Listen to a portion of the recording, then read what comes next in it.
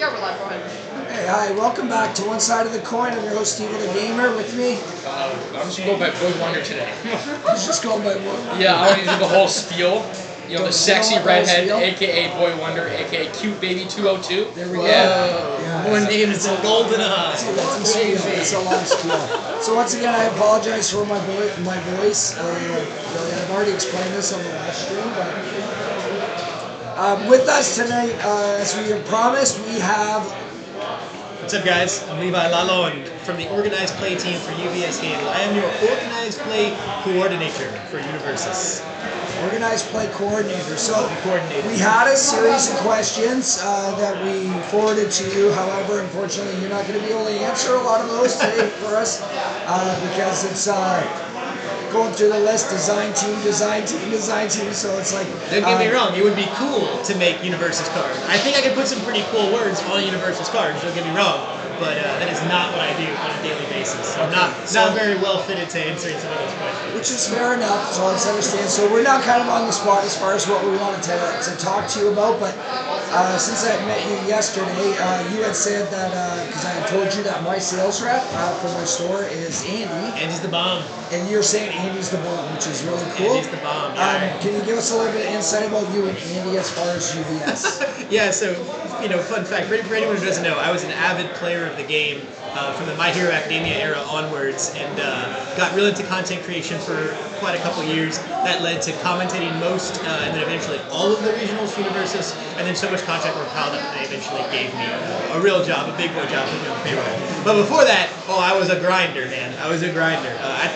Technically the very first two MHA events, I'll say, the Webcam Provisional and the Omaha Provisional, I played in both of those and finished in top cuts. And in the Webcam one, I met Andy in the top cuts, and I had to knock his very, very, very pleasant butt right out of there. You actually beat him? I did beat him, yeah. I knocked him in the top cuts, and that's how we met. And now, a couple years later, we're co-workers. But yeah, I was playing, for those who remember the old uneroded Kirishima one, and he was playing Eraserhead. Oh, nice. Yeah, that was fun. Back when coordinated effort was legal. Oh my goodness, yeah. MHA set one was a trip. Yeah. Still like the MHA format, obviously. Some of my favorite cards are back there. I mean, not to jump the gun talking about favorite characters, but my man, Mr. Hero Killer State, oh my gosh, all those characters are so much. We never actually, I did, and I know my son had built decks around Steam when he first came out. It was just very difficult to actually get them to work, but it's like, so how'd you do it? It was. So it's really funny because, like, you would think from the way I talk about the Stain character cards that's just like my favorite character in the show. Because like I couldn't be attracted to that character because of the power level, right? Those characters were never very strong. Why do I like the character so much? Watching MHA, I don't know. I kind of glazed through season 1 and 2 on my first couple watches. Didn't remember them very much. Season 3 when the villains come in is when it got really, really fun for me. But so Stain never really paid that character any mind. I mean, he's cool and all, great color scheme, but not my favorite. You kind of got the Stain image going. Yeah. But then when they started doing the reveals for set 2 for Crimson Rampage, they gave me a bunch of Stain reveals. So I was like, cool, I'll put a headband on and I'll grab a butter knife out the kitchen drawer and we'll play the part because, like, I don't know, I just like to have fun when I film stuff. And so, but that was kind of that. It didn't really happen. And then I go to my first Crimson Rampage pre-release, and I get Stain 1 as one of my characters. I get a bunch of weapons in my card pool, and I'm like, all right, let's play Stain 1. This could be fun. I play it in the pre-release. I go 3-0, and I'm like, all right, hang on, guys. Stain 1's goated. Hacking that block check, sick, dude. And so that's what kind of led me to making the Stain 1. And then that's sort of when I fell in love with the all symbol, because I just really wanted to play like Unwavering Slash. I thought all weapons were really cool. There were a lot of fun combos you could do, and like to be able to tempo out with like stuff like the Stain response and Challenge of the Fakes to just like hack their checks to play attacks a bunch, which then kind of like they could fail those checks because that's how those cards work. But you're ripping cards out of their hand, and there wasn't a lot of card draw back in MHA set 1, set 2. So if your opponent was playing an attack, failing their check because you respond to -3 it was pretty significant. And then you eventually just kind of build up a wide stage, build up all your damage pump, start with the basics, +2 damage to your weapons and things like that, and then you aggressively Stain response and hack their block check as like a pseudo +3 speed. Slap like a Sugar Rush power up on there, and then you're just like, Sugar Rush. Yeah, dude, you're just sending like a 10 speed, 20 damage weapon, turn all your quick create sideways, put like 8 damage on it, and then you're like, Sugar Rush, Stain Response is like a +3 speed, and and then Stain 2 came out with Blood Moon Rending, and that one built itself. Rip all their cards out, freeze them up, take that last block out their hand. I did like Stain 2 a lot more. I'm a big 7 hand size character fan. I love poking. So both those play styles were really unbelievable. But the journey to the love of Stain was this kind of accidental tumble that we really have to blame UVS Games for. Fair enough. Yeah, so you mentioned Sugar Rush. That's one of my favorite cards to today. Oh, Sugar Rush! Like, is even so though it's no cool. longer allowed in the standard I miss format, it dearly. I miss it dearly too. So even like my Mount Lady 2, I'm using it in that deck, right? Whenever we play MHA format, right? Spotlight, right? So it's like, I love that card. They hate it. Everybody in my Card rocks, man. Just that kind of a stat pump was just really rare to find early on, and it just wasn't a big deal. I don't think that card really didn't see a lot of competitive play either, which I think was just mostly because of its symbols. I think we saw it in the first regional winning deck, Tim Keefe's Fire Tokoyami. I believe he did play it in there just as like a little extra dunk. Yeah. But it was a sweet card. Let's move forward to this weekend's regional. So you were able to watch the whole event mostly for the stuff that was on. Yeah, I was there on the stream. You were there, 100%. Right beside it. So my first question is, like, looking at all the regionals that have happened this year, right, and the consistency of certain characters that have been playing and topping in the regionals, right? Now I know today, spoiler alert, if anybody hasn't watched it yet, Godzilla taking first for the first time. Now we've seen Godzilla top, but never taking first. So many tops. A lot of top 16s, a lot of top 8s, some top 4s. Maybe has Godzilla been in the finals? Yeah, right. Yeah, I'm pretty sure. Like, it literally just happened. I guess before these last few weeks, have we really seen Godzilla in finals a lot?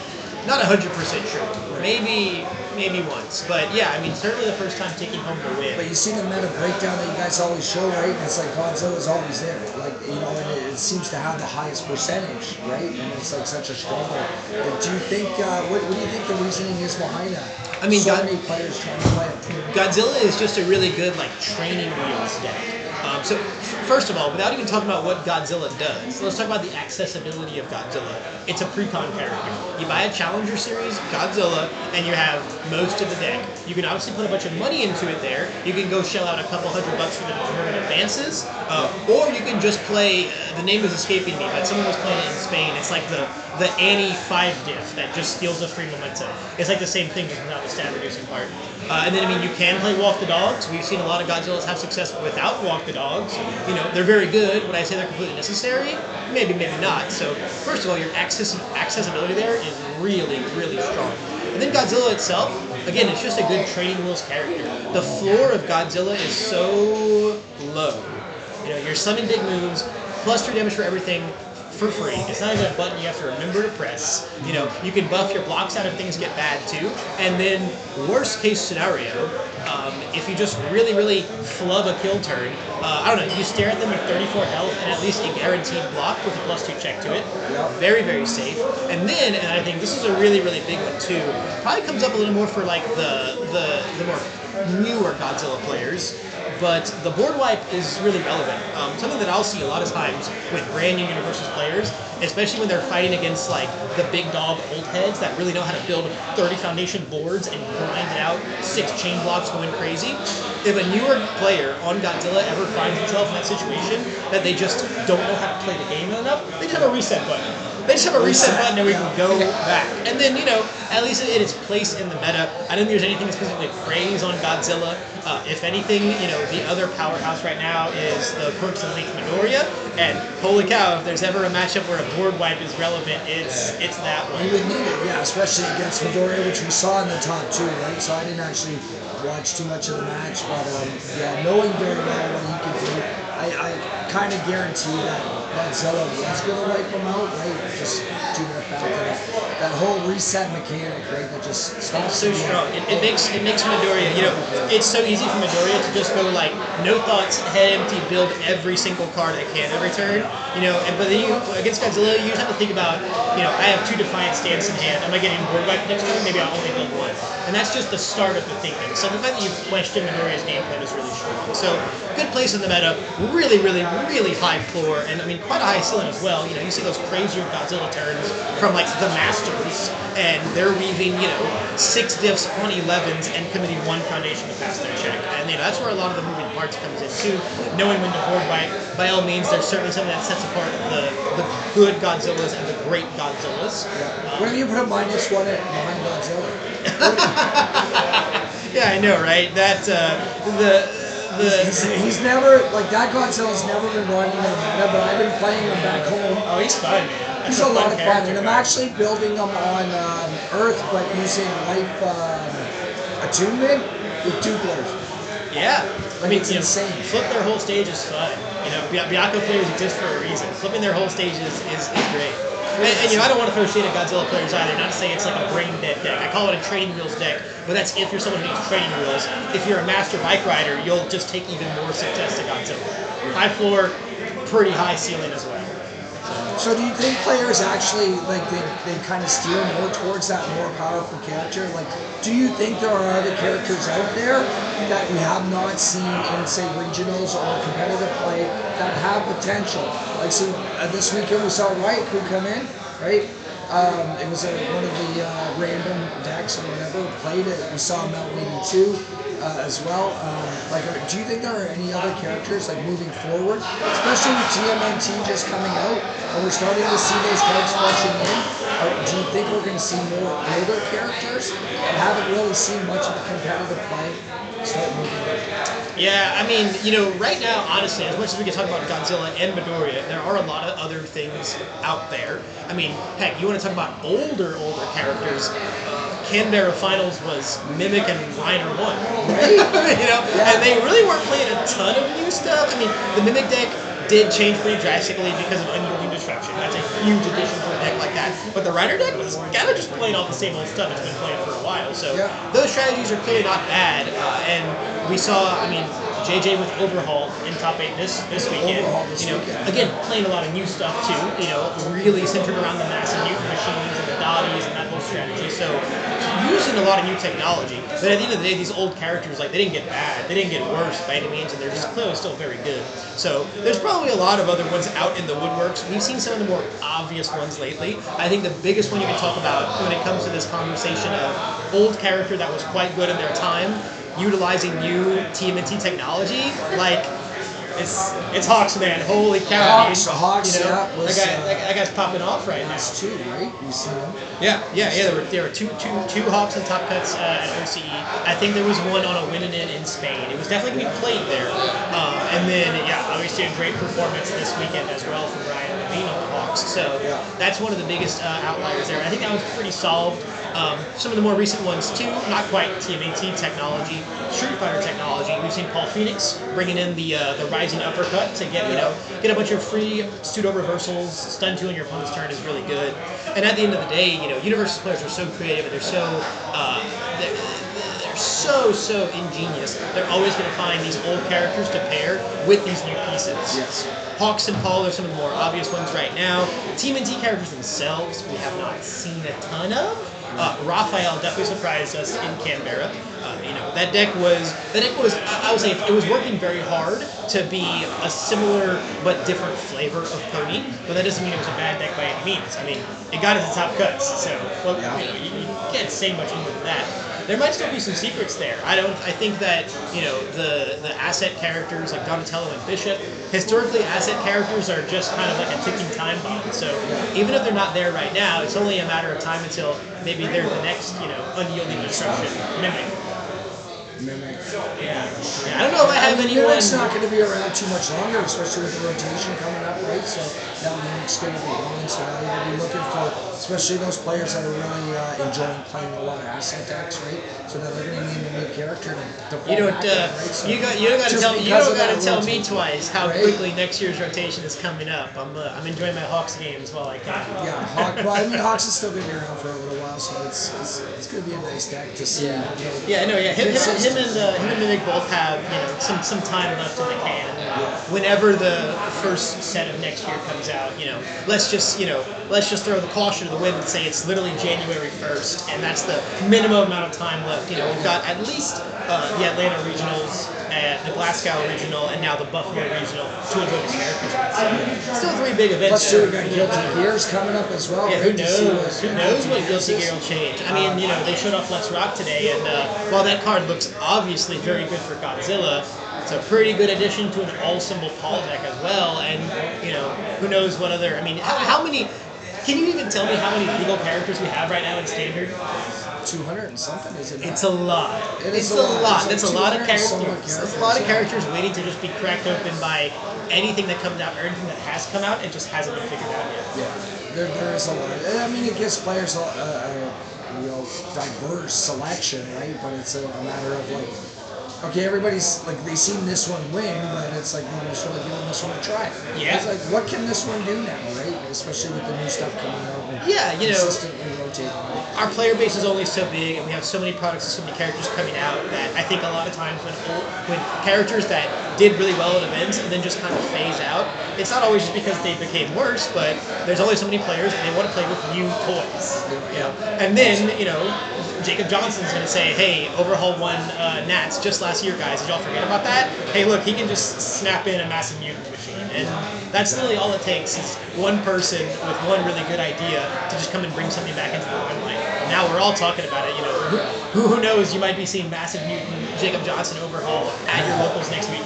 Yeah, you never know. The spark ignites the flame. Yeah. Speaking of 2026 coming up, can you give us any idea of what kind of IPs we're going to be seeing in the coming year?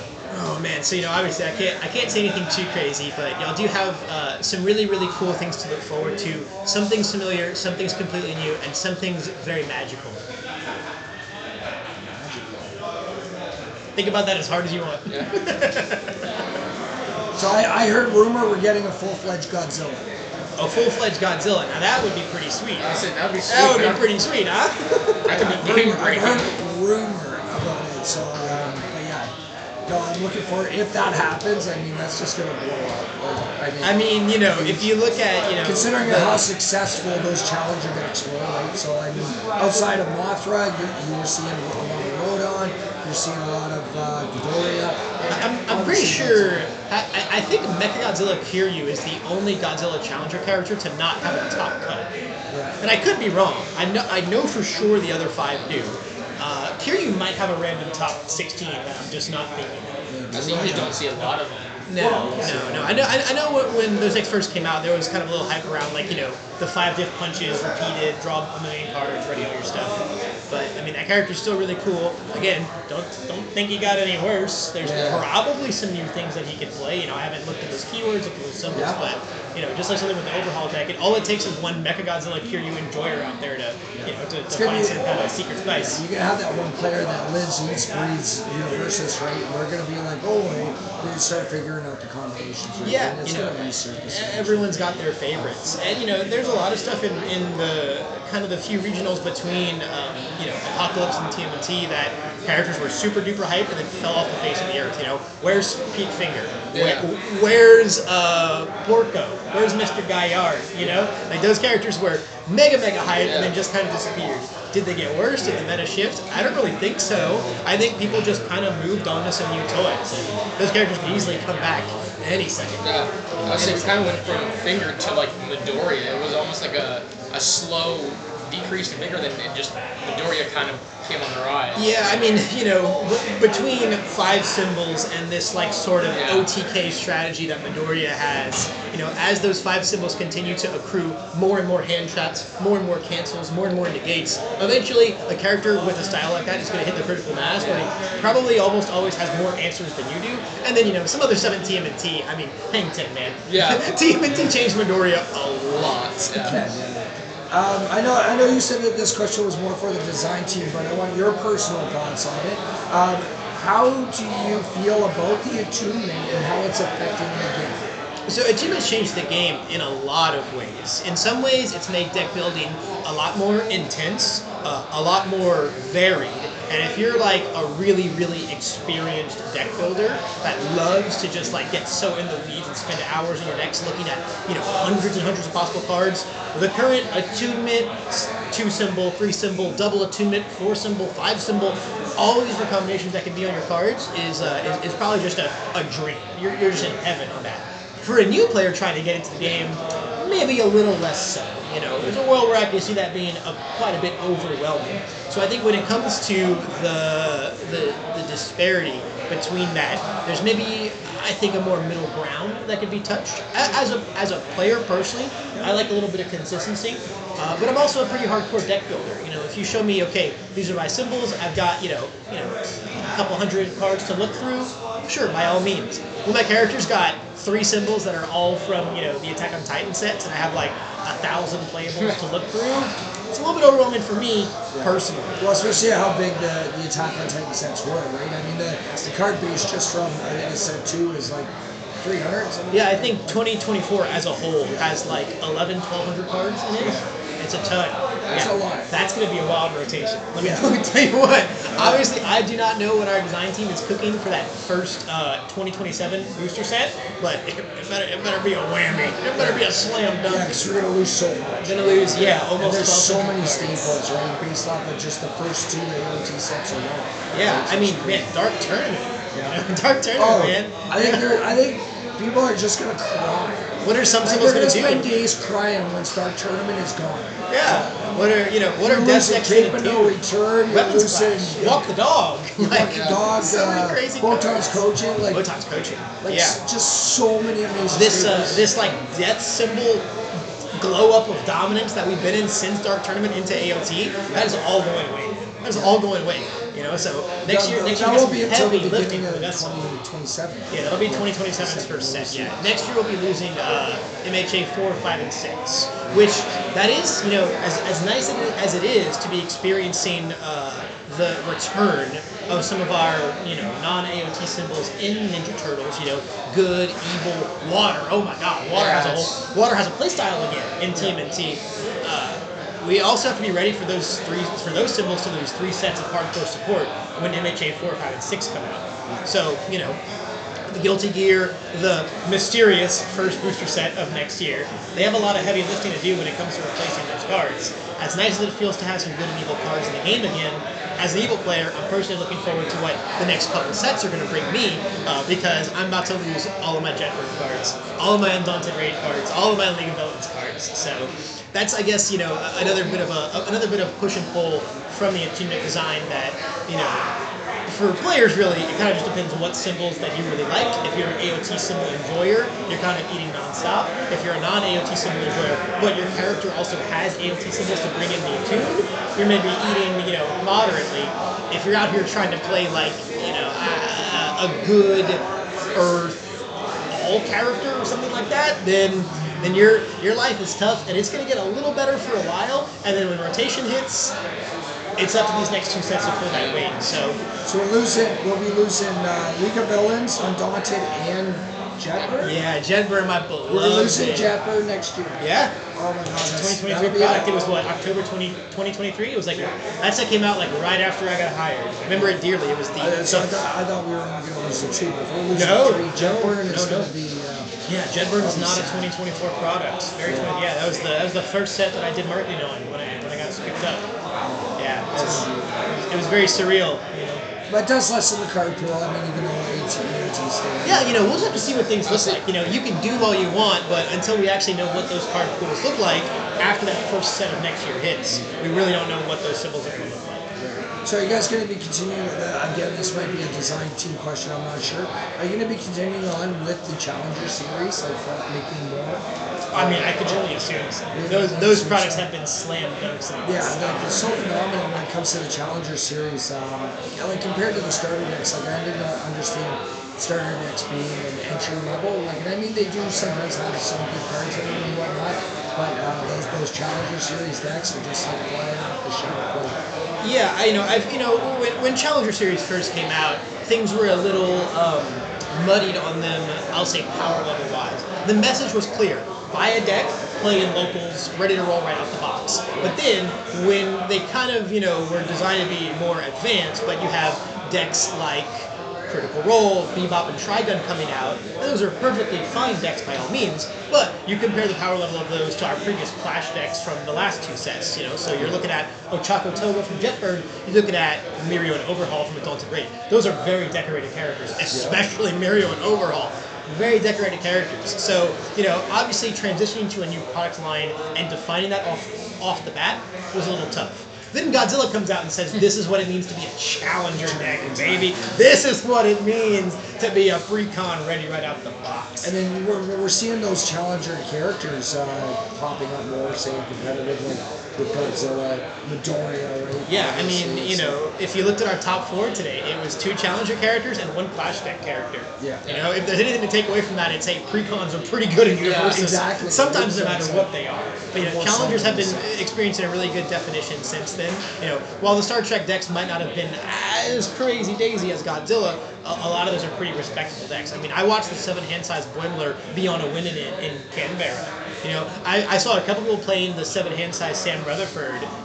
Tech Attacks, there have been some pretty spooky ones coming out in the last couple of sets. Yeah. It's a nice character to revisit. I think if you, not to backpedal too much, but if you ask me what like my sleeper older character that has this little hidden glow up that I'm waiting to make a top cut with all this new TMNT and AOT cards, I'm looking at that 7-hand size Sam Rutherford. I think his little I'm gonna do my Ida 1 impression and steal your enhanced step and just get it out of here, and then just static 2-speed flash moves, tech stuff. That's good. I think that's real good. I like that character a lot. I know Gabe's working on Kurama right now, especially with all the card pool stuff from Team. Yeah, I mean, I haven't experienced it, but what does it look like when Kurama puts a Ray Fillet on the board? Oh my goodness! I hope I'm never interested in blocking an attack in my life. I'm still, I know these guys hate it. I'm still working on Godzilla -1. Yeah. It's -1 right because of the duplets. I'm loving that duplicate. We're gonna see more cards like that again, and probably another design. Like you can have more than 4. Like duplicate is just insane.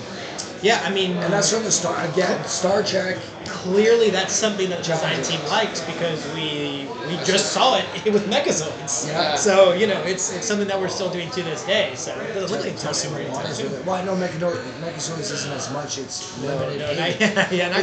Which is kind of good that it's not more. Because I mean, would you play more than 8? I don't know. I've never sat down and made like the Mechazoid. You have Onslaught that can actually search them out, right? That's true. It's like plus still play them. How many of those do you really need? Well, I mean, if you're facing Midoriya, who's got like 21 foundations, right? I mean, you're gonna kind of need that a little bit, I think, right? So it's sure. a bit of a stopper. So, anyway, was there any questions from the chat, Mackenzie? Yo, what was Mac Attack doing on the floor? Yeah, that was for me though. I put that in there. Because Cam and I went back and we looked because I snuck behind and I thought I was hidden from the camera. Nope, you could see me clear as daylight back there, and I was like, crap. I mean, heck, we've had a pretty crazy weekend. Let's talk highlights, man. Let me pivot the mic back around. What was your favorite moment of the weekend? My favorite moment of the weekend. Meeting you this morning. Honestly, it's like actually getting the chance to meet somebody from UBS, right, rather than just talking to them on the phone. Hi, Andy, if you ever watch this. Meeting you, actually experiencing it because this is the first regionals that we've had up here in Canada. Yeah, right? So it's pretty big deal. It was a really big, exciting event for me. Unfortunately, I couldn't play due to re-engagements, but I wanted to play. I made the effort to be here. I wanted to be here and meet you guys and just experience it, right? Hey, well, look, man, we're gonna have to combine those two things and get some games in once we wrap this up. We can try. But also too, it's like we gotta give a shout out to Red Riot for running the event and Critical Hit for bending it, right? So which is really amazing. The drive is a little bit far for us because we're from Brantford. Okay, well, how far is that? It's not that far compared to everybody else. Yeah. I say compared to people coming from America, that's nothing. Yeah, I mean, it was about a 5-hour flight for me, which I mean, that's nothing compared to flights I've been on the previous couple weeks. Yeah, exactly. Yeah. Were you in Spain? Yeah, I flew to Spain, and then I flew back to Texas for like a day and a half. Then I flew to Canberra, and then I came back to Texas for like 3 days. And then I flew here, and then I'm flying back to Texas tomorrow morning, and then sleeping. Yeah, I was gonna say I'd be done. Yeah, sleeping for like a week, hopefully. You know. Watching some of the matches too out on the floor and that, like, because I watched that Midoriya versus Pony, right? And it's just insane. It was diabolical. Yeah, right? I mean, Watching those two battle, right? And it's I that think was just two seeing geniuses. their experience level compared to mine. Like, I'm not heavily, competitive. Like, I'd rather play local level kind of thing, casual, have fun with it, right? More so, but watching these competitive players just go to town, right? It's just it's fascinating.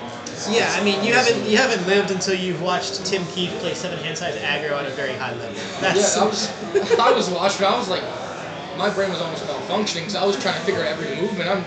He's making 3 moves ahead, and I'm still trying to figure out one, right? Like, his deck is crazy. Yeah. His play is insane. I think that's what that was the highlight for me, at least.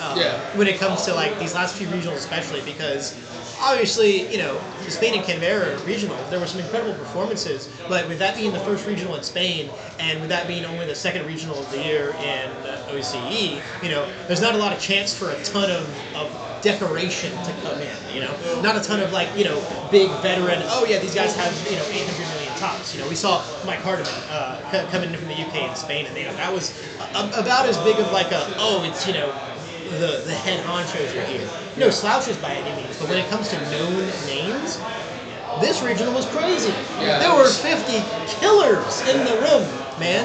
I mean, look at that top 8. Tons of national world champions, tons of people with cardboard, tons of old heads coming out of the woodworks to take the new heads' lunch money, and then we ended up with the finals of 2 of not necessarily new heads. Calvin, obviously is a veteran in card games, but he's had a few tops Universus so far. This is definitely his first win though, so big props to him. But when it comes to guys like Broberg, Tim Keefe playing the game for over a decade, Calvin and Corey Nelson both are not anywhere in those shoes as much. So to see them both in the finals, trouncing all the people with cardboard is super cool, man. Yeah. Super cool to have a top 8 that's so stacked with multiple generations of play. Yeah, exactly. Well, I was watching as people were registering. They started off 15, and then all of a sudden it was like bang, bang, bang, bang. It's like all these big names, and it's like, holy shit! It's like, wow, I can't believe there's that many big players actually coming to the Canadian. Monsters, yeah, tons of monsters, yeah. Sharks in the water, which was really nice to see. It was very dope. Also, a lot of those people are my close personal friends, and I haven't been to a U.S. regional since March with Denver, so it was great to see a lot of those guys for me personally too. Yeah. So, is there any more this year? For the U.S.? Yeah, we got 2 more. 2 more. Yeah, or sorry, for the Americas, I should say. But yeah, we have 2 more in the U.S. You're looking at Atlanta next month, and then Buffalo in December. Okay. Yeah. With one more UK Glasgow right in the middle, or EU Glasgow, I should say, right in the middle of those 2 in November. 1 week before Guilty Gear comes out too. 1 week before Guilty Gear. And that's gonna be sweet. I'm excited for Guilty Gears. I think this is probably. I think I'm a little more excited for this than I was for TMNT. I think Guilty Gears is going to change. Yeah, I'm excited too. Obviously I can't talk about what the cards do a ton, but I'm definitely excited for what they do. You guys are starting to spoil. I mean, we've seen a couple so far. Yeah. But then the other half of that excitement is just IP. I love Guilty Gear. I think Guilty Gear is freaking sweet. Just catching up on a ton of the lore. I love the soundtracks. The music in those games is amazing. I'm a big Guilty Gear fan. So very, very excited to see that coming into the game. So we're looking forward to hopefully hosting some more regionals up here in Canada next year. I mean, we'll just have to see. We'll just have to see where the wind takes us. This year was really big on experimentation. We had 2 OCE regionals. Originally, only one. A second one kind of slapped in there after they put up a really good attendance at nationals. And then we had 2 brand new regions between Spain and Toronto for Canada. So it was a big, heavy year of experimentation, and we're just gonna have to crunch some numbers and see what things look like next year. Yeah. So I mean, even if you look like Toronto being one of our biggest cities, we'll start with the west, like DC, Victoria, right? I mean, Probably a ton. Yeah, I mean, I know, even in the U.S., there's a ton of places that we didn't get to touch this year. That I know I personally would love to hold some events in. I'm a big Midwest enjoyer. Chicago is one of my favorite places. You ever fly into Chicago? Make sure you're flying in or out at night. See those city lights up in the air. We've driven through Chicago when we went out to West Washington to play in Jenna's Battle of Champions event, right? And we went through Chicago. It was beautiful. It's a gorgeous city. Gorgeous city. Tons of cool cities and tons of cool countries. Yeah, exactly. Well, we're hoping that we'll see some more up in Canada, and we'll definitely see you again. I want to thank you very much for joining us on the show today. Hey, don't mention it, my friend. Thanks for having me on. Looking forward to going home. Oh my God. Yeah. Oh, I missed the van. I missed the van so much. Nice. Okay. Well, thank you once again. And best of luck going back home, and keep doing the great work, man, for UBS. Hey, same to you, my friend. Keep enjoying the game. That's what propels me forward. I just got to throw this last one comment in because I know we discussed it before. I want UBS merch. I want a shirt that says Universus across it that I can wear at my store proudly, right, for this amazing game. Right, you think I wouldn't rock a little evil symbol headband? Right? Oh my God. Or a hat that has the yoke symbol No, on I it. can't do a hat, man. I look so bad in hats. Okay, well, you. No, I wear hats. I put a hat on, and all this, like, Shirt or- all this, like, just straight up goes to, like, gross trucker man vibe. It's not good. It's not good. I can't do that. Just a Can't do that. subtle suggestion of something that I would like to see in the future. But Bandanas. what's that? Bandanas. The bandanas would be. I love it. I love it. Too, right? Yeah, that would be slick. Universus thing. Very slick. But love the game. Love the everything about it. So great job. Appreciate it. Well, we're counting on your continued support, my friend. 100%, you guys. We're backing you up anytime. Was that it? No other Yeah. questions? Okay. All right. Well, thank you for tuning in to One Side of the Coin, or if you watch this later, thanks for viewing. Thanks again to Levi and Gabe and Mackenzie behind the screen tonight. And we will see you next time on One Side of the Coin.